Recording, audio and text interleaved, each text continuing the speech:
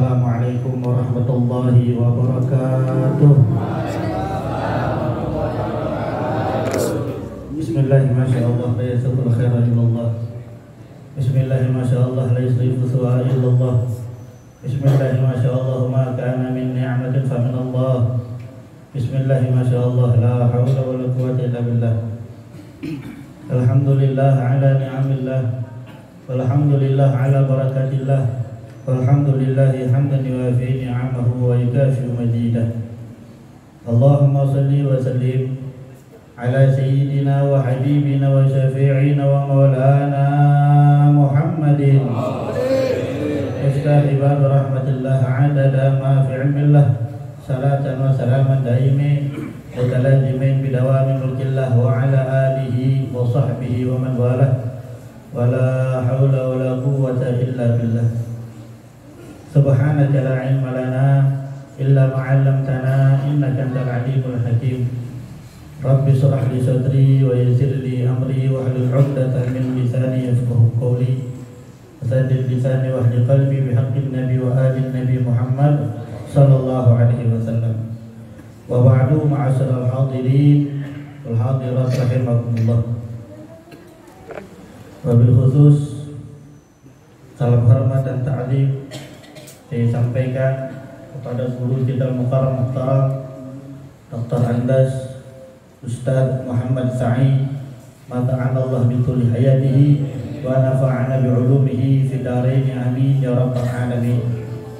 Dan juga orang tua kita yang Mukarram Ustaz Haji Yazid dan guru kita Mukarram Ustaz Badrul Zaman. Ada dua Ustaz Badrul Zaman, guru tetap Yusin Ustaz Badrul Zaman yang telah memberikan sambutan Ustaz Badrul Zaman, juga Mukarram Ustaz Rahimi, serta segenap para guru, para orang tua, para sepuh, para pemerintah yang tidak saya sebutkan namanya satu persatu, namun tidak mengurangi rasa hormat dan ta'zim saya. Kita doakan para guru-guru kita, para kiai kita, mudah-mudahan biar pada istiqomah di jalan Allah, di jalan Rasulullah SAW hingga akhir hayat, dan menuntut kita untuk bisa istiqomah pula mengikuti jalan Allah dan Rasulnya. Amin ya rabbal alamin. Hadirin wal hadirat rahimakumullah. Kumpul kita pada pagi hari ini dalam rangka memperingati kelahiran makhluk Allah yang paling mulia, paling istimewa, dan kelahirannya pun menjadi kelahiran yang istimewa, yaitu baginda Nabi Muhammad sallallahu alaihi wasallam. Sampai tadi saya dengar sekilas daripada Mukarram Ustaz Badrul,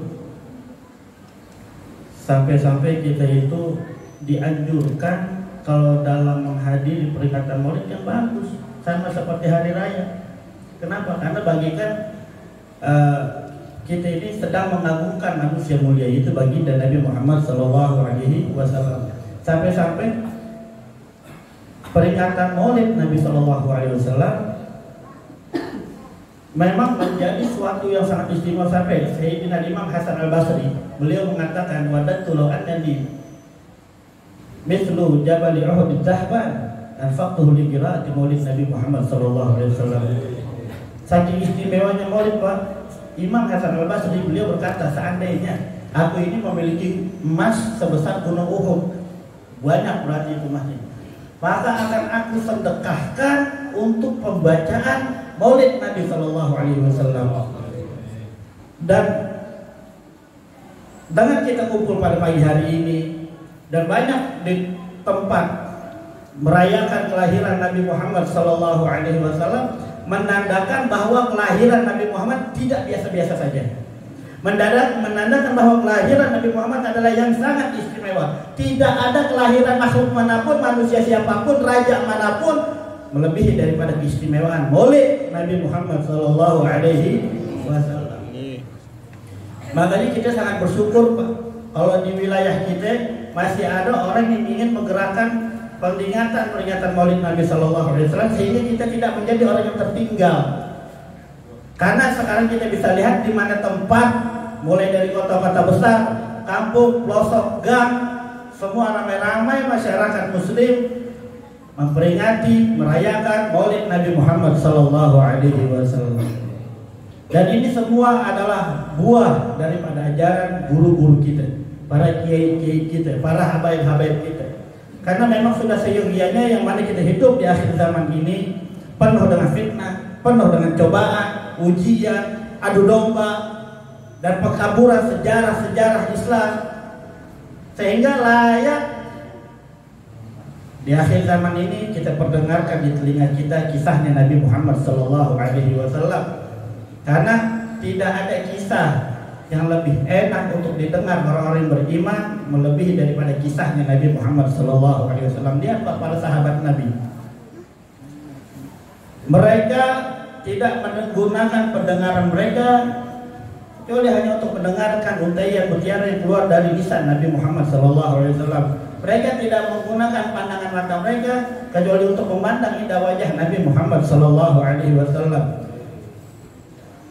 Orang yang beriman ketika diceritakan kepadanya kisah Nabi Muhammad SAW, maka hatinya akan bergelora rindu ingin berjumpa dengan Nabi Muhammad SAW. Dan itu sudah hal yang tabiat. Orang beriman pasti kalau udah dengar kisahnya Nabi Muhammad senang. Makanya kalau ada yang nggak senang dengan kisahnya Nabi Muhammad, apalagi pakai ngejelek-jelekin kisahnya Nabi Muhammad, diragukan siapa dia itu. Pakai nggak demen dengan kisahnya Nabi Muhammad SAW. Na'udzubillah min dzalik. Makanya kita sebagai masyarakat Betawi, kenapa bisa seperti ini? Kita senang maulid di mana diadain ramai. Kalau di Jakarta, ini buah daripada ajaran guru-guru kita yang dari kita kecil, bahkan dari mereka kecil terus disuguhi tentang maulid Nabi Muhammad SAW. Makanya patut kita bersyukur, nggak boleh kita lupain jasa-jasa mereka dan harus kita ikutin langkah-langkah mereka. Al khairu kulluhu fi ibtida'i man salaf. Kebaikan semuanya ada di dalam mengikuti ulama-ulama terdahulu, dan keburukan semua ada di dalam mengikuti ulama-ulama sekarang, orang-orang sekarang. Kalau orang ada ulama, dia memiliki ilmu bahasa yang bagus, penyampaian yang bagus, pakaian yang bagus, tapi nggak mau ngikutin ilmunya orang dulu, Bang, celaka. Dan kita jangan mau ngikutin mereka, karena sebaik-baiknya contoh adalah ulama-ulama terdahulu. Karena ulama-ulama terdahulu mengikuti ulama-ulama lagi sebelumnya, sehingga mata rantai tersebut hingga kepada Nabi Muhammad SAW. Makanya kalau udah berbicara tentang maulid Nabi Muhammad SAW, orang Betawi paling tetap, orang Betawi paling doyan, paling getol, paling getap. Kenapa? Guru-gurunya sudah mengajarkan tentang hal ini. Dan memang gak ada hal yang lebih enak untuk didengarkan kisahnya lebih daripada kisah Nabi Muhammad. Kenapa? Karena beliau itu memiliki kisah yang sangat luar biasa, sehingga kehidupan beliau semuanya menjadi contoh untuk kita, suri tauladan yang terbaik. Dan Allah menyatakan itu, wa innaka la'ala khuluqin azim.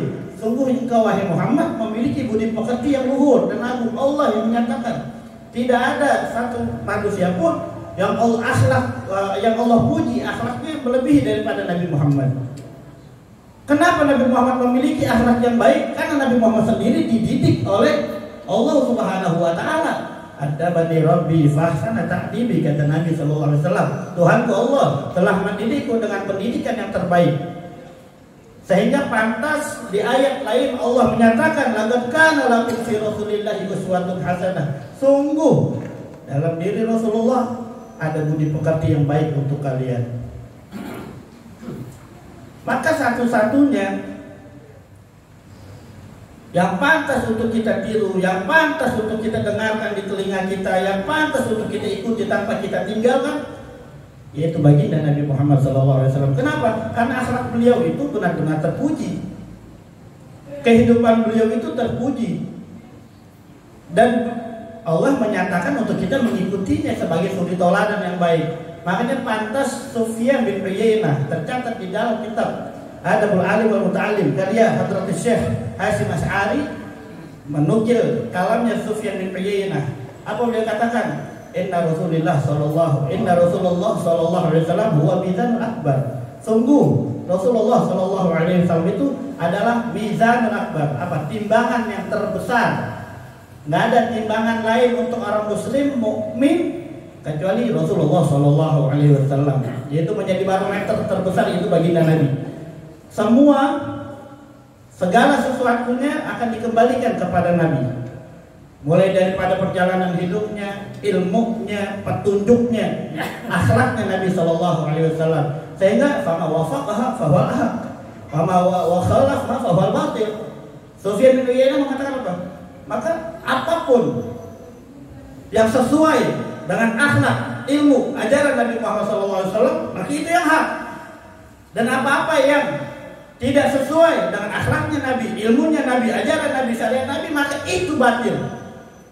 Siapapun. Makanya sampai ada yang mengatakan idza ra'aita rajula yatiru fil hawa fala ta'tabiruhu. Apabila kalian melihat seseorang bisa terbang di udara, mungkin kalau kita tampil dan dia bisa jalan di air, fala ta'tabiruhu. Jangan kalian buru-buru menjadikan dia sebagai contoh. Sekalipun dia bisa terbang. Hatta tazina aqwalahu wa af'aluhu bimizan syar'i. Sehingga kamu ini menimbang setiap perkataan orang tersebut dan perbuatan orang tersebut dengan timbangan syariat, dengan timbangan ilmunya Nabi Muhammad Shallallahu Alaihi Wasallam. Kalau dia sesuai dengan ilmunya Nabi Muhammad, dengan syariat, silahkan ikuti. Tapi kalau nggak sesuai, akhlaknya nggak sesuai, perbuatannya nggak sesuai, perkataannya nggak sesuai dengan syariat Nabi Muhammad Shallallahu Alaihi Wasallam, siapapun dia, siapapun nggak sesuai dengan Nabi Muhammad, nggak boleh kita ikuti. Nah, makanya ulama kita ngajarin kita terus tentang Nabi Muhammad, tentang Nabi Muhammad, tentang Nabi Muhammad. Agar apa? Agar di hati kita ini menjadi mantap. Tidak ada satu orang pun, makhluk pun yang bisa kita ikuti kecuali Nabi Muhammad. Tidak ada pelajaran yang lebih penting untuk kita pelajari kecuali datang pelajaran tersebut dari Nabi Muhammad Sallallahu Alaihi Wasallam. Sehingga menjadi mantap kita punya hati yang hidup di akhir zaman ini penuh dengan fitnah, kemaksiatan, kemungkaran, adu domba dan lain-lain. Karena ajaran Nabi Muhammad adalah ajaran yang terbaik. Nggak ada ajaran yang lebih baik daripada ajaran Nabi Muhammad Sallallahu Alaihi Wasallam. Makanya kerusakan yang ada di Indonesia ini itu semua tersebabkan karena dia tidak mau mengikuti daripada ajaran Nabi Muhammad Sallallahu Alaihi Wasallam. Lihat Pak, yang bunuh ibunya, yang bapak bunuh anaknya, yang ibu bunuh anaknya, yang istri bakar suaminya, yang suami bunuh istrinya, dan lain-lainnya kebejatan-kebejatan yang bisa kita lihat. Kita nggak bisa tutup mata dan telinga. Kemaksiatan, kemungkaran, dolalah, sayyiat banyak di hadapan kita. Kita bisa dengar, kita bisa lihat. Kenapa bisa seperti ini? Padahal ini negeri mayoritas Islam. Ya, satu jawabannya karena kita telah meninggalkan Nabi Muhammad. Apalagi zaman sekarang, yang orang rame-rame dari dulu berupaya untuk memadamkan syiar-syiarnya Nabi Muhammad SAW, ingin memadamkan kemuliaan Nabi Muhammad SAW. Mulai daripada gerakan Wahabi berupaya agar Maulid ditiadakan, yang mana ini sumber daripada ajaran kiai-kiai dan ulama kita terdahulu, agar kita ini mengenang kuat Nabi Muhammad SAW ditiadakan, dikatain bid'ah lah, dikatain sesat lah dan lain-lain. Dan alhamdulillah semakin disesat-sesatin, semakin mereka berupaya untuk membubarkan acara Maulid Nabi Sallallahu Alaihi Wasallam, untuk meniadakan peringatan Maulid Nabi Sallallahu Alaihi Wasallam. Ternyata peringatan Maulid semakin tahun semakin semarak. Alhamdulillah. Dan itu sudah sudah diingatkan oleh Allah Subhanahu Wa Taala dalam firman-Nya, yuriduna liyutfi'u nurallah bi afwahihim wallahu mutimmu nurihi walau karihal kafirun. Allah udah nyatain Pak, udah kasih tahu kepada kita bahwasanya ada sekelompok orang berupaya untuk memadamkan cahaya Allah dengan lisan mereka, dengan mulut mereka, dengan fitnahan mereka, dengan ocehan mereka. Mereka berupaya untuk cahaya Allah padam di muka bumi ini. Tapi wallahu mutimmu nurihi, Allah akan tetap sempurnakan cahayanya. Kalian coba-coba meremehkan Rasulullah, cahaya Allah, syiar-syiar daripada kemuliaan agama Islam. Enggak. Allah mutimmu nurihi, Allah tetap akan sempurnakan. Walau karihal kafirun, sekalipun orang-orang kafir benci. Sehingga sampai belum lama ada hal-hal yang menyakitkan kita punya hati. Mulai daripada penistaan Al-Quran. Kita orang diupayakan untuk jauh daripada Al-Quran, dibohong-bohongi agar kita nggak percaya dengan isi Al-Quran. Dikatakan bahwa Al-Quran sudah tidak relevan, nggak perlu lagi kita amalkan untuk di zaman ini. Alhamdulillah, Umat Islam justru makin terbuka dengan Al-Quran. Alhamdulillah. Bahkan Ustaz Dr. Andes Muhammad Said beliau mengajarkan kepada kita untuk senantiasa khatmul Quran. Tadi beliau bilang, saya ini merasa miris begitu. Kalau orang-orang kafir, non-muslim, ketika hari Ahad mereka beribadah dengan keyakinan mereka tanpa malu membawa Bible mereka, tanpa malu membawa kitab-kitab suci mereka, tapi sekarang umat Islam sudah mulai malu membawa Al-Quran. Ini apa? Ini bagian daripada tanda. Lalu Allah gerakkan beliau, kasih taufik hidayah, kekuatan untuk mensiarkan Al-Quran. Ini tadi apa? Ketika orang upaya ramai-ramai untuk memadamkan cahaya Allah, tapi Allah tetap akan sempurnakan cahaya. Mulai dari Al-Quran, belum lama lagi masalah Nabi Muhammad SAW dinistakan, dibandingkan dengan Bapak Soekarno, yang nggak sesuai, Pak. Nabi Muhammad dibandingkan dengan Pak Soekarno, dikatakan Nabi Muhammad gak punya jasa, bahwa Soekarno yang punya jasa. Di abad ke-20 ini dia lupa bahwasanya betul Pak Soekarno punya jasa, betul, tapi dia harus ingat, dia harus elit bahwasanya Pak Soekarno bisa seperti itu, bisa menjadi proklamator, bisa memerdekakan negeri Indonesia karena di sekelilingnya adalah orang-orang yang beragama, orang-orang yang mengerti syariat, orang-orang yang mengerti tentang Nabi Muhammad SAW, orang-orang yang berpegang teguh dengan ajaran Nabi Muhammad SAW. Para kiai bisa memfatwakan tentang jihad melawan para penjajah, mengerahkan semua santrinya agar kemerdekaan Indonesia dapat diraih, dan dengan petikan takbirnya mereka semua semangat melawan penjajah. Siapa punya ajaran seperti ini kalau bukan Nabi Muhammad SAW? Tidak pantas Nabi Muhammad disamakan oleh siapapun. Kenapa? Karena Nabi Muhammad adalah makhluk Allah yang paling mulia, nggak bisa dibandingkan. Habib, bagaimana Habib bisa tahu? Dia di dalam kitab tafsir Al-Imam Fakhruddin, beliau berkata apa?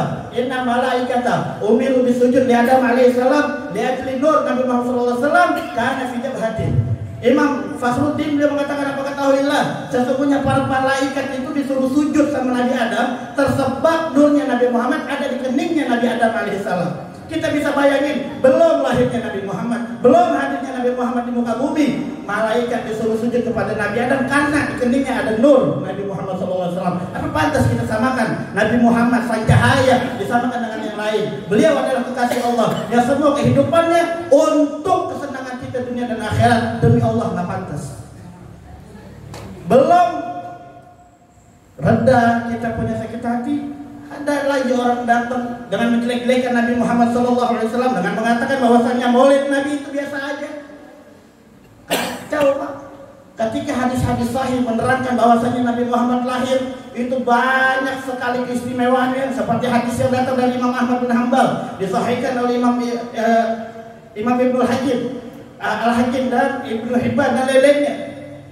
Nabi Muhammad ketika lahir, ibunya bercerita, aku langsung melihat cahaya yang langsung semerbak sampai aku bisa melihat gedung-gedung di negeri Syam, di negeri Syria yang jauhnya bermil-mil. Aku bisa lihat saking terangnya cahaya Nabi Muhammad SAW. Dan ini sahih, nggak bisa ditutup-tutupi.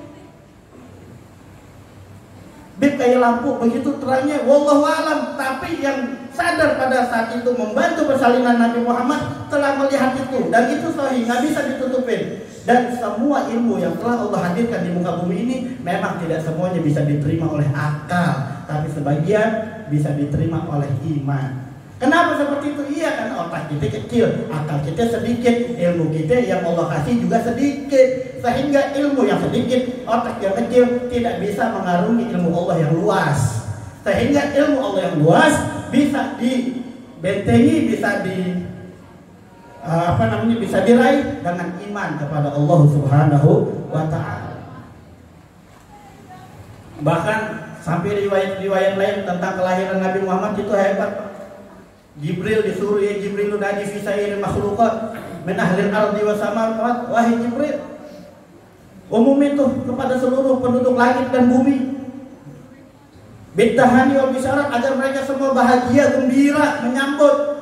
Siapa yang disambut? Sayyidina Nurul Mausul, Usiral Maknun, sang cahaya, menyambut sang cahaya yang telah aku ciptakan sebelum adanya sesuatu, yang telah aku ciptakan sebelum adanya langit dan bumi, Bang. Ini Allah punya perintah kepada malaikat Jibril untuk menyampaikan. Kenapa? Al-quluhu fi hadhil lailah ila batni ummihi masrura. Wahai Jibril, umumkan kepada mereka agar mereka semua menyambut gembira karena pada malam hari ini aku pindahkan cahaya tersebut ke perut ibunya dalam keadaan bahagia. Sallallahu alaihi Nabi Muhammad.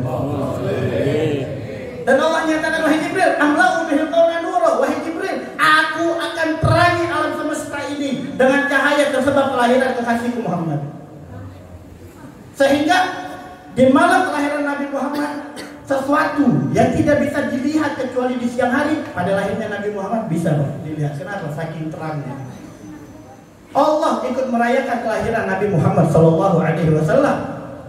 Lalu pantas ada seseorang yang mengatakan kelahiran Nabi Muhammad itu biasa-biasa saja, padahal dia sedang merayakan peringatan Nabi Maulid Nabi Muhammad SAW. Na'udzubillah min dzalik.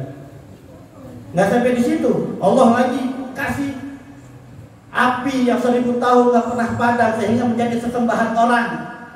Kaum Majusi disebutnya. Mereka menyembah api karena itu api Pak 1000 tahun nggak padam-padam sehingga disangka Tuhan. Kenapa ini api nggak mati-mati? Ketika lahir Nabi Muhammad padam Pak api tersebut. Benteng Raja Kisra, kerajaan Kisra. Orang menganggap ini adalah benteng kerajaan terbesar yang nggak mungkin runtuh, kuat. Tapi ketika Nabi Muhammad lahir, kaca-kacanya pada pecah, sebagian temboknya pada roboh. Siapa punya perbuatan seperti ini kalau bukan Allah Subhanahu wa taala yang menunjukkan kepada alam bahwasanya kekasihnya adalah orang yang sangat mulia, makhluk yang sangat mulia. Nggak pantas kita mengatakan Nabi Muhammad itu biasa-biasa saja maulidnya. Nah, nggak sampai di situ. Wahai Jibril, waqfulhu yatiman wa utahhiruhu wa ahla baitihi tathira. Wahai Jibril, aku yang akan menjaganya dalam keadaan yatim, aku yang akan memeliharanya dalam keadaan yatim, aku yang akan membersihkannya dalam keadaan yatim, aku yang akan mendidiknya kata Allah Subhanahu wa taala. Lalu ada orang mengatakan bahwasanya Nabi Muhammad kecilnya rembes, ingusanlah, kotor, nggak dipeduliin, ibunya nggak ada, ayahnya nggak ada, diurus sama kakeknya, yang nggak bisa ngurus cucunya. Inna lillahi wa inna ilaihi rajiun. Musibah Pak. Ini menjadi ujian betul buat kita Pak. Ketika kita mendengar itu, bagaimana kita punya hati? Kalau kita punya hati panas, beruntung ada iman di hati kita. Nabi Muhammad SAW bersabda, la yu'minu ahadukum hatta akuna habba ilaihi min nafsihi wa malihi wa waladihi wa walidihi wan nasi ajma'in. Enggak sempurna iman kalian sehingga aku Muhammad lebih dicintai dari dirinya, dari hartanya, dari anaknya, dari orang tuanya, dan dari apapun yang ada di alam semesta ini. Makanya jangan aku paling benar, paling banyak sholat, paling banyak puasa, paling banyak ibadah lainnya, tapi di hati kita ada selain daripada Nabi Muhammad SAW. Mudah-mudahan Allah tambahkan cinta kita kepada Nabi Muhammad, Allah tambahkan rindu kita kepada Nabi Muhammad, dan Allah jadikan kita pembela-pembelanya Nabi Muhammad SAW. Amin ya rabbal alamin. Hadirin berahmati Allah Subhanahu wa taala, saya kira cukup sekian. Mudah-mudahan Allah mantapkan kita punya hati, Allah kokohkan kita punya hati benar-benar bisa, pertama bisa istiqomah di jalan Allah dan bisa menolong agama Allah, menolong Rasulullah SAW di zaman yang penuh fitnah seperti ini. Amin ya rabbal alamin. Saya kira cukup sekian. Hadzal minni wal 'afwu minkum. Wassalamualaikum warahmatullahi wabarakatuh.